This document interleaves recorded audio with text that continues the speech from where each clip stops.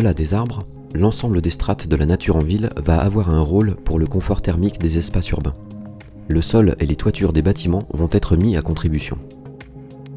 En ville, de nombreuses surfaces sont imperméables. Elles sont imperméables parce que les sols sont de nature minérale. Par contre, on trouve aussi des sols nus et de la végétation. Le fait d'avoir des sols nus et de la végétation nous permet que l'eau de pluie soit infiltrée dans les sols. Et une fois que l'eau est dans les sols, il y a d'une certaine façon l'eau qui est retenue à l'intérieur et par le phénomène d'évapotranspiration ou d'évaporation d'ailleurs, pour les sols nus, l'eau retourne à l'air sous forme vapeur.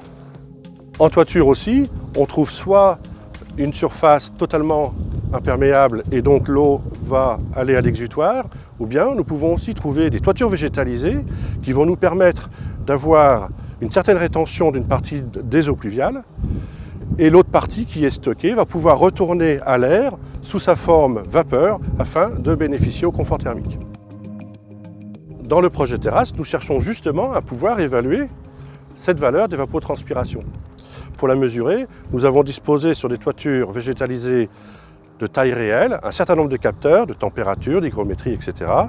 ainsi que d'autres capteurs à l'extérieur de la toiture afin de mesurer les variables climatiques.